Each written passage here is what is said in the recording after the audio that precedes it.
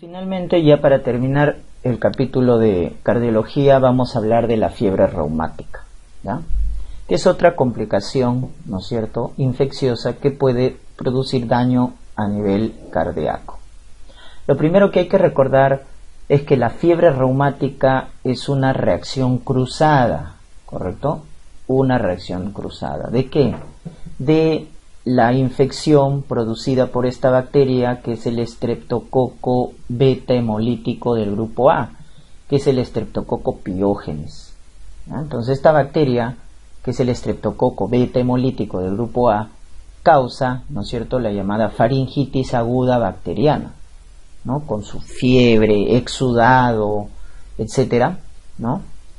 Y esa faringitis se va a complicar con una fiebre reumática, debido a una reacción cruzada, ¿ya? A una reacción cruzada.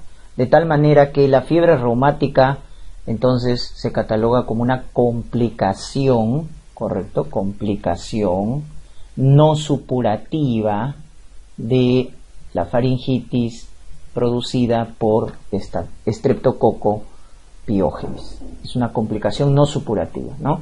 Porque si lo queremos ver de forma más general, recuerden, la faringitis aguda bacteriana producida por Streptococcus pyogenes, ¿ya? La faringitis aguda bacteriana tiene dos tipos de complicaciones: las llamadas supurativas y las llamadas no supurativas. Entonces, dentro de las supurativas, ¿a quién tenemos? A los abscesos, ¿no? ¿Cuál es el absceso más frecuente? El absceso periamigdaliano, el periamigdaliano. También tenemos el absceso parafaringio, y luego tenemos el absceso retrofaringio. Entonces, esas son las complicaciones supurativas de la faringitis aguda bacteriana, producida por Streptococcus pyogenes, ¿no? Por ejemplo, cuando hace el absceso periamigdaliano, que es el más frecuente, el paciente no puede cerrar la boca, no puede masticar. Eso se llama trismus, ¿no? Trismus. En el parafaringio hace una tortícolis, porque el absceso parafaringio estimula la contracción del esternocleidomastoideo, generando una tortícolis. Y este es el más grave, el absceso retrofaringio, porque puede causar disnea, dificultad respiratoria, ¿ya? Retrofaringio, y causa disnea. Muy bien. Y el no supurativo, ahí es donde viene la reacción cruzada que estamos mencionando, que es la fiebre reumática, ¿correcto? La fiebre reumática es una complicación no supurativa debido a una reacción cruzada. También en nefro ves la glomerulonefritis post-streptocócica, que da síndrome nefrítico, hematuria, falla renal. Esa también es una complicación no supurativa, es una reacción cruzada. O en pediatría, el exantema llamado escarlatina, ¿no? La escarlatina es un exantema micropapular, le llaman como piel de lija, ¿no? Como una lija, pues un exantema micropapular con líneas de Pastia, etcétera, que lo ves en pediatría, que también viene a ser una complicación no supurativa de la faringitis por Streptococcus beta hemolítico del grupo A, ¿no? O sea, piógenes. Entonces, de esa manera debes acordarte. La fiebre reumática está acá, como una complicación no supurativa debido a una reacción cruzada. Entonces, ¿cómo se produce, no? Miren, ahí está la bacteria, el Streptococcus pyogenes, que va a infectar el epitelio faringio, produciendo una faringitis, ¿no? El epitelio faringio.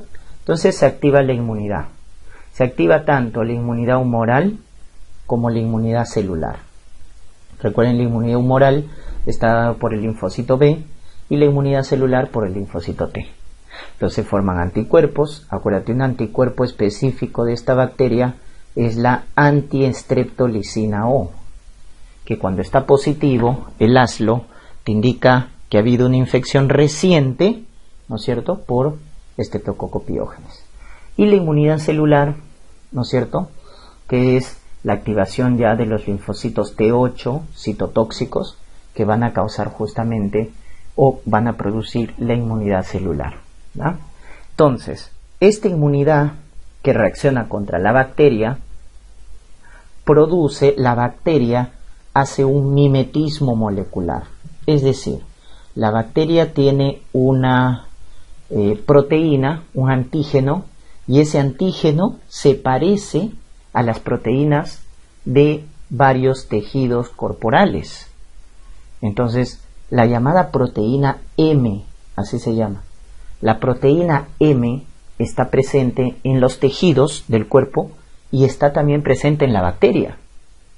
Entonces, de tal manera que la inmunidad específica que se activó producto de la infección bacteriana va a reaccionar contra los tejidos del propio organismo, debido a este mimetismo molecular dado por la proteína M. Entonces, ¿qué se produce? Alteración del tejido cardíaco, generando carditis, ¿no es cierto?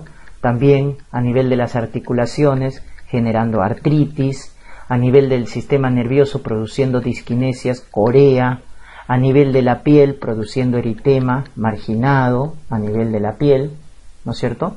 Produce nódulos subcutáneos, etc. Entonces, como están viendo, la inmunidad empieza a atacar a los tejidos del propio organismo, debido a este mimetismo molecular.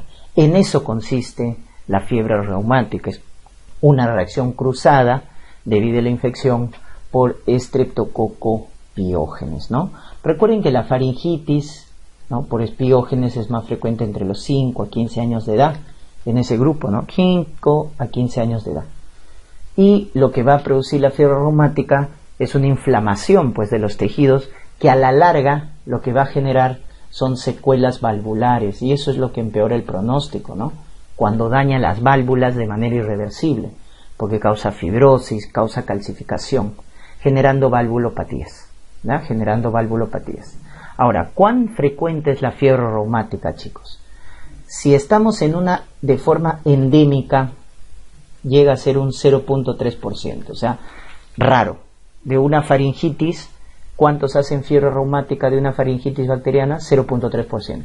Cuando hay una epidemia, aumenta a 3%. ¿Ya? Cuando hay una epidemia, aumenta a 3%.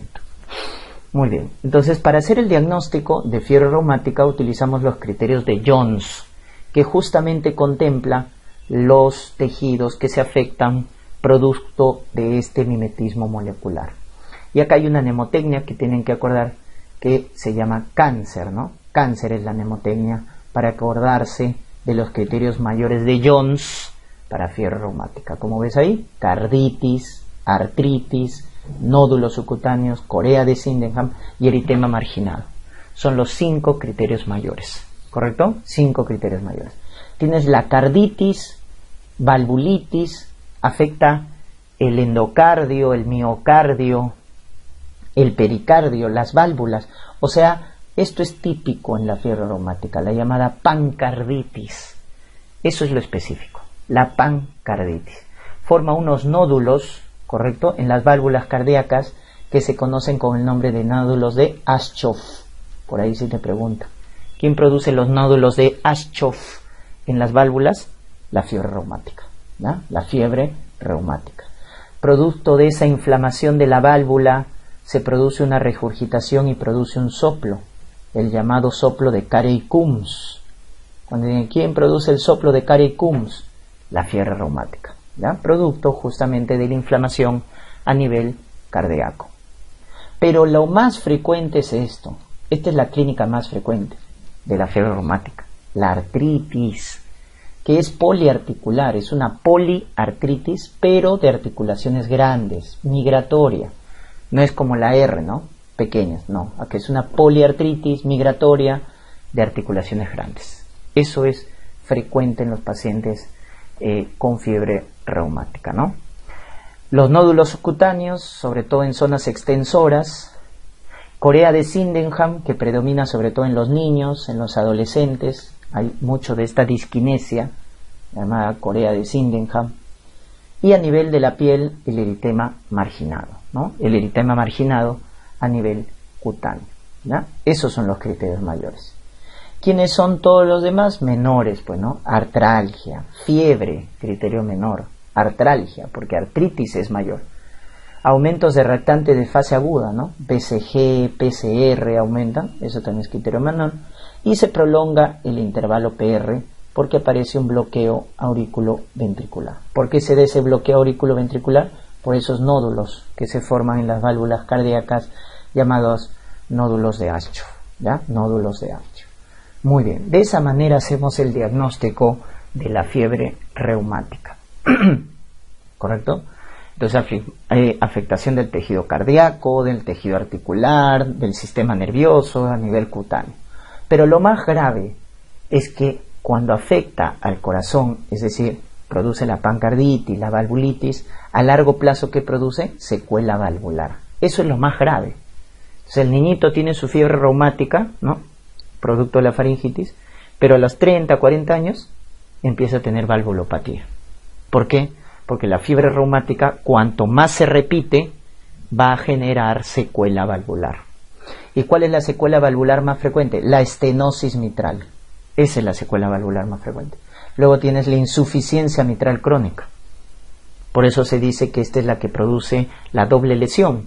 Cuando tú veas una estenosis asociada a una insuficiencia mitral, esa doble lesión es producida por fiebre reumática. También afecta a la válvula aórtica, ¿ya?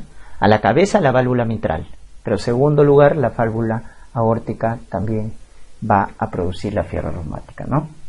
Entonces eso es lo más grave, la secuela valvular.